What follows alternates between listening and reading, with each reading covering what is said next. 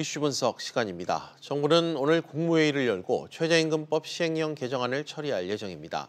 유급휴일도 최저임금 산정에 포함시키자는 방안인데요. 여기에 당장 일주일 뒤면 최저임금까지 오르고 근로시간 단축 제도도 시행됩니다. 경영계 타격은 얼마나 될지 또 해법에 대해 이야기 나눠보는 시간 갖겠습니다. 한국경제연구원 조경엽 경제연구실장과 이야기 나눠보겠습니다. 실장님 어서 오십시오. 예, 안녕하십니까. 네, 먼저 오늘 국무회의 안건으로 올라가는 이 최저임금법 시행령 개정안 어떤 내용이고 어떻게 바뀌는 건가요? 예, 이번 차관급 회의에서 통과된 최저임금법 시행령에는 이제 근로자가 실제로 이제 일하지 않은 시간인 유급 휴일까지 포함해서 최저임금 시간을 이제 네. 계산하도록 이제 하는 내용을 담고 있습니다.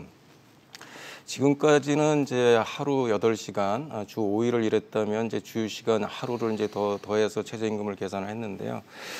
그러다 보니까 이제 실제로 일한 시간이 174시간이더라도 실제로 최저임금은 209시간에 해당되는 최저임금을 지불을 해야 합니다.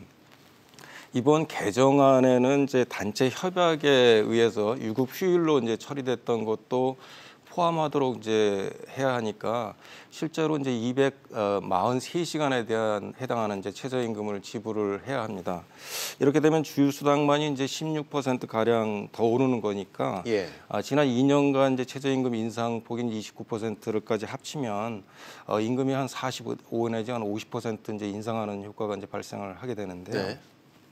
경영계는 이제 일하지 않는 시간을 포함하는 것도 이제 부당하다고 얘기를 하고 있고 8,350원도 좀 유예를 해달라고 하고 있는 상황이었는데 오히려 이제 이런 유급 휴일까지 포함을 해서 최저임금을 더 강화하고 있는 것은 현실을 이제 무시한 오기 정책이 아니냐 하는 이제 이런 불만도 나오고 있습니다. 그래서 대통령이 보완을 약속한 만큼 이제 국무회의에서 좀 합리적인 방안이 수정안이 좀 나왔으면 합니다. 예, 일주일 정도 지나면 이제 또 최저임금이 10.9% 올라서 8,350원이 이제 새롭게 적용이 됩니다. 이렇게 되면 방금 말씀하신 대로 오른 시급에 주휴수당안까지 포함되면 실제 받는 임금이 좀 더 오를 것 같다. 그래서 경영계 부담이 크다. 지금 이 얘기신 거죠? 예, 그렇죠. 이제 실질적으로 이제 하루 8시간, 주 5일을 일하는 이제 근로자를 이제 기준으로 해서 계산을 해보면 실제 일한 시간이 174시간에 대해서 최저임금을 지급하면 월 급여가 145만 2,900원이 됩니다. 근데 여기에 이제 주휴 시간을 포함해서 209시간을 기준으로 하면 월 급여가 174만 5,150원으로 이제 증가를 하고요. 그리고 이제 시행령 개정안대로 유급 휴일까지 이제 포함해서 243시간을 이제 기준으로 해서 계산을 하게 되면 급여가 202만 9,050원으로 이제 증가를 합니다. 따라서 실제 일한 시간에 비해서 임금 부담이 최대 이제 40%까지 증가를 하게 되는 거고 시행령 개정 이전에 비해서는 월 급여가 이제 16.4% 증가하게 되는 것입니다. 이를 이제 시급으로 계산을 해보면 8,350원에서 11,661원으로 증가하는데 여기에 이제 산입법인도 반영을 하고 4대 보험 뭐 이런 것들을 다 반영하게 되면 기업이 부담하는 이제 시간당 임금은 13,500원까지 증가를 합니다. 이러다 보니까 이제 경영계가 반발을 하고 있는 것으로 보입니다. 알겠습니다. 소상공인업계에서는 당장 문 대통령에게 최저임금 유예 긴급 명령을 좀 해달라 뭐 이런 요구까지 한 것으로 알려져 있는데 이게 현실적으로 좀 가능한 조치인가요? 예, 올해보다 더한 이제 고용 참사를 막기 위해서는 이제 대통령의 긴급 명령을 통해서 그 최저임금을 좀 유예하는 게 유일한 방법이라고 생각을 합니다. 소상공인 사업체를 대상으로 한 여론조사를 보면 한 67%가 최저임금 인상으로 인건비 부담이 이제 크다고 응답을 하고 있고 87%가 이제 인상 속도가 너무 빠르다고 이제 응답을 하고 있습니다. 그리고 이제 조사 대상 업체의 한 60.4%가 매출이 전년 대비 이제 감소를 했다고 응답을 하고 있고 그리고 이제 무엇보다도 정부는 그 재정을 통해서 고용 대란을 막을 수 있을 거라고 이제 생각을 하고 있는 것 같은데요.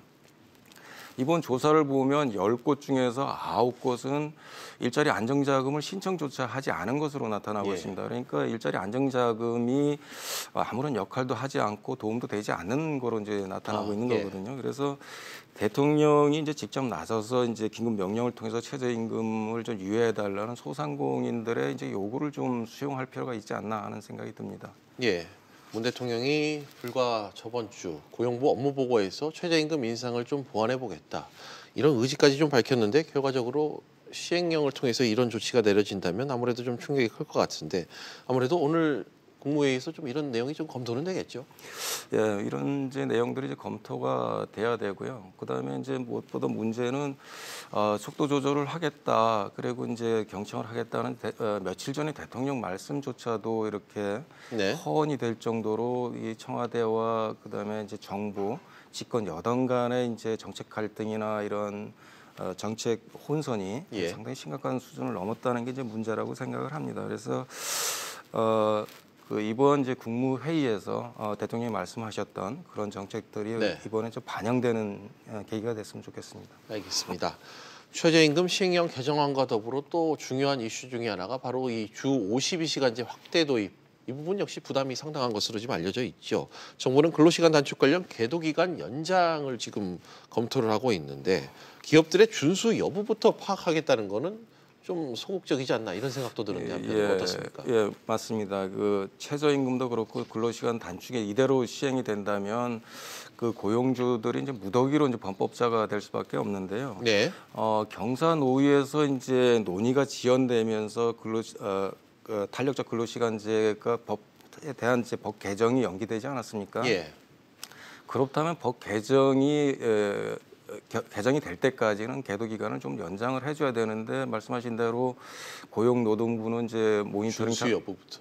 네. 예, 준수 여부 모니터링 결과를 집계를 해서 이제 뭐 기업들의 준수 여부를 파악을 한 다음에 이제 연장을 검토를 하겠다 이렇게 하는 예. 것은 당장 발등에 불이 떨어진 이제 기업인들에게는 상당히 이제 좀 속이 타는 얘기들이죠. 예. 그래서 생산 차질이 생기고 고용이 감소하고 고용주들이 이제 범법자가 되든 말든 상관없는 이런 안이하고 이제 무책임한 처사라고 할 수가 있습니다. 그래서 법 개정되기 전까지라도 계도 기간을 좀 연장하는 이런 이제 조치가 있었으면 합니다. 네, 정부의 좀 문제의 심각성을 좀 인식을 해달라 뭐 이런 입장을 계속해서 좀 견지하고 계신 것 같습니다. 또 내년 1월 1일이면 우리 노동시장을 흔드는 악재가 지금 이걸 포함해서 상당히 좀 많습니다. 기업과 근로자들의 혼란은 물론이고 뭐 일자리 문제는 마찬가지겠고요.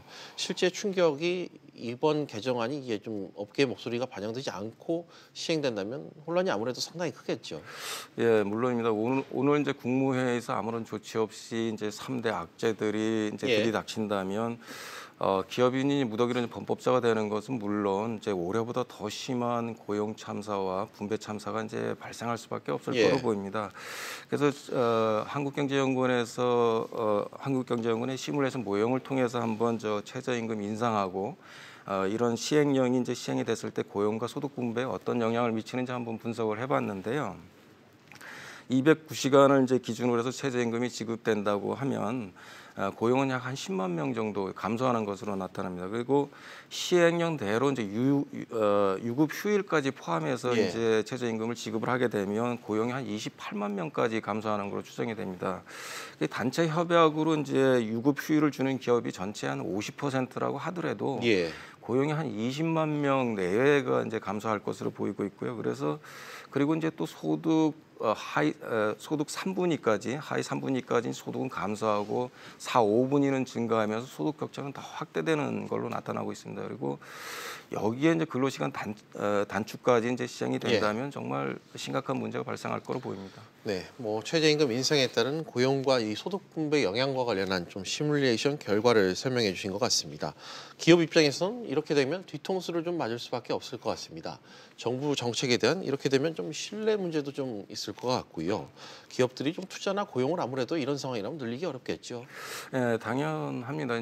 당연히 이제 기업들은 해외로 나가거나 자동화를 통해서 이제 생존을 모색하게 되는데 이 과정에서 이제 고용 감소는 이제 불가피할 거로 보입니다.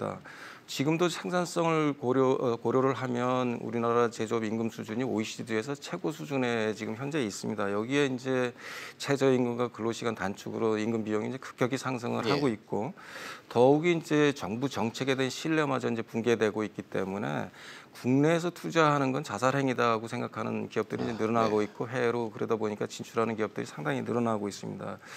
그리고 이제 국내에 남아 있는 기업들이라고 하더라도 지금 자동화를 통해 인해서 이제 이런 급격한 임금 인상에 이제 대비를 할 수밖에 없을 거로 보이는데요. 그렇게 예. 되면 정부가 이제 15만 명을 이제 목표로 삼고 있는데 이거 달성이 어렵지 않나 하는 생각이 듭니다. 알겠습니다.